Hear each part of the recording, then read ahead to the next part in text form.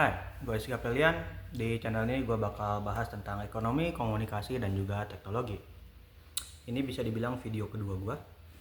Video yang panjang tepatnya. Kalau video pendek sekitar 1 bulan yang lalu gue pernah bikin 10 mungkin 10 short di YouTube. Dan lumayan attentionnya, bukan attention sih, cuman sekedar view iseng ya, karena short menurut gua nggak terlalu apa ya, engagement personalnya kurang gitu.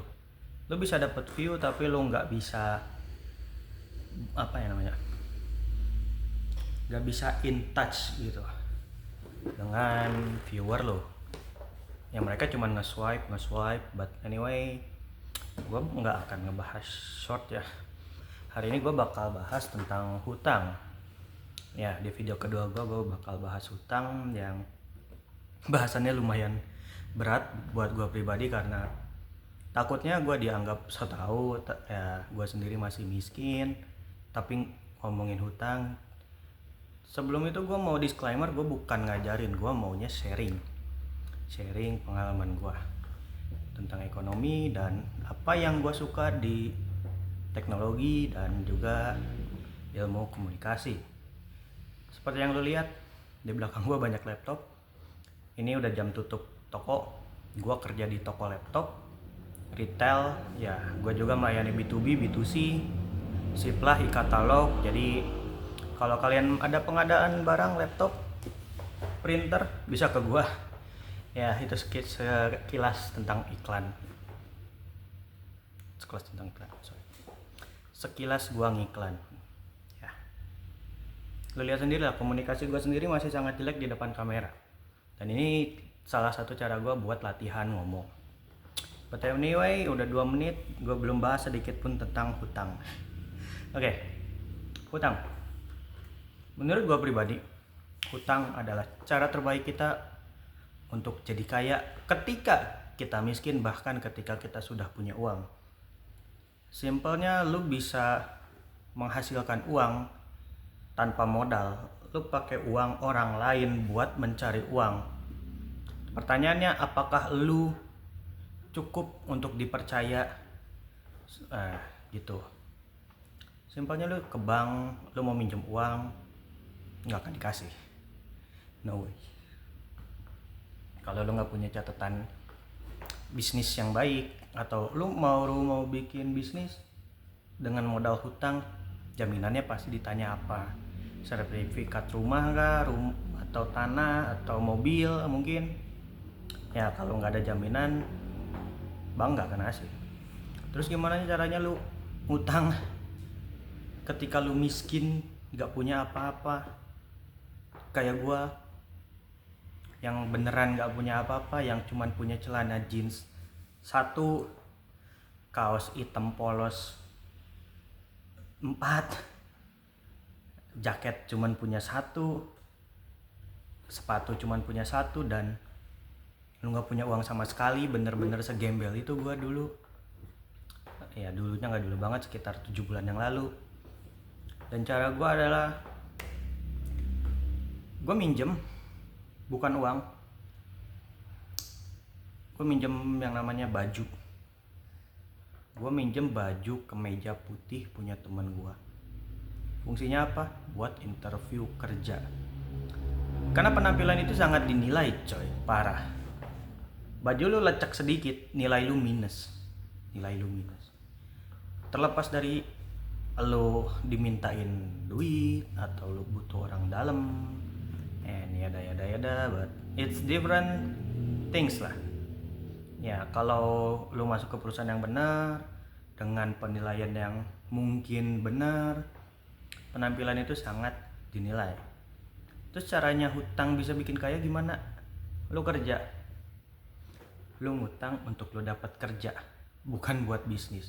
Pertama, lu mungkin nggak punya pengalaman, mungkin lu nggak punya skillnya, lu maksain bisnis, akhirnya bangkrut, wassalam. Duit lu hilang, hutang lu tetap banyak, dan lu pusing.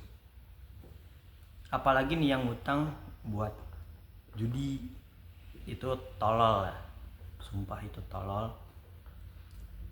Jadi kalau lu miskin, nggak punya apa-apa, nggak punya kerjaan, lu minjem at least suits, celana formal, baju formal, sepatu formal, lu cukur, lu minjem duit buat ongkos, buat ngeprint, atau mungkin lu bisa dapat pinjaman lebih kayak lu punya pay letter.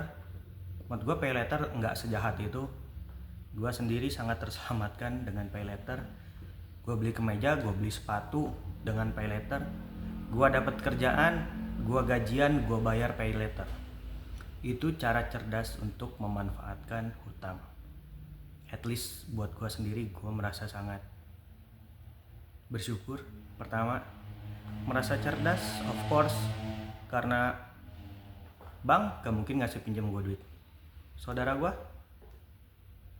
I don't know, I don't even want to ask them. Dan akhirnya gue dapet kerjaan, gue bayar hutang-hutang gue, dan disinilah gue belum kaya. Gue sendiri masih punya hutang sekitar 2 juta rupiah, yang walaupun bisa gue lunasin sekarang, tapi menurut gue itu bukan keputusan yang cerdas, karena yang namanya nyicil itu mempermudah kita bayar dengan tempo jangka waktu sekian. Karena kan kalau misalkan gue bayar semua nih sekarang, tiba-tiba gue ada kebutuhan mendesak, gue butuh uang sekian juta, dan uang gue kurang, pada akhirnya gue bakal minjem lagi, gue bakal ngutang lagi, dan itu pasti kena bunga lagi, kena biaya admin lagi. Dan menurut gue itu gue udah nggak harus di situ gitu. Gue udah punya kasarnya uang apa tuh namanya, dana darurat ya, walaupun masih sangat sedikit.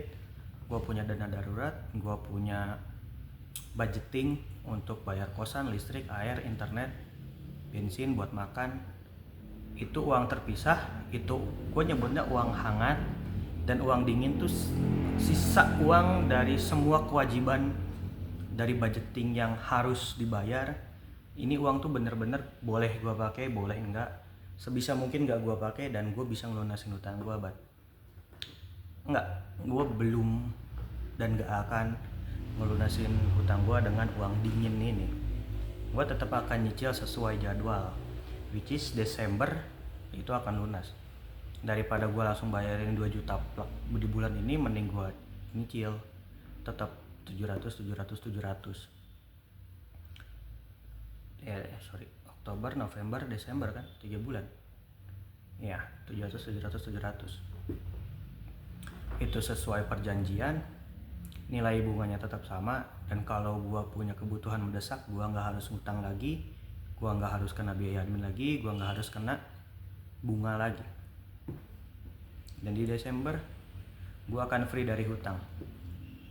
Dan setelah dari Desember, gua baru bisa yang namanya investasi dulu. Jadi gini urutannya: ngutang, lunasin, mulai investasi, baru nabung. Kalau menurut gue sih, kalau gue pribadi plannya begitu. Lu ngutang buat dapat kerja, buat dapat penghasilan, lu punya penghasilan, lu cicil hutang lu lunas. Di selanjutnya ketika udah lunas, lu mulai investasi. Pertama investasi ke diri lu sendiri, lu mulai belajar lagi, lu mungkin bisa mulai nge-gym, lu bisa mulai clean eating, lu bisa makan yang bersih, yang sehat, yang bergizi. Ketika badan lu udah sesehat itu, pikiran lu sesehat itu, lu bisa jadi lebih pintar, lu bisa mulai mungkin ke saham, mungkin buka bisnis lagi, lu bisa mulai nabung buat healing. Yang selama proses lu dari minus ke 0 ini, dari 0 ke 1 sampai ke 100, ya untuk self reward lu mungkin perjalanannya bisa 5 tahun, bisa setahun. Gue sendiri 7 bulan. Dari minus itu gue sekitar punya utang, buka-bukaan aja ya, hampir 20 juta. Dan sekarang tinggal 2 juta. Ini orang tua gue juga gak tahu, utang gue tinggal 2 juta.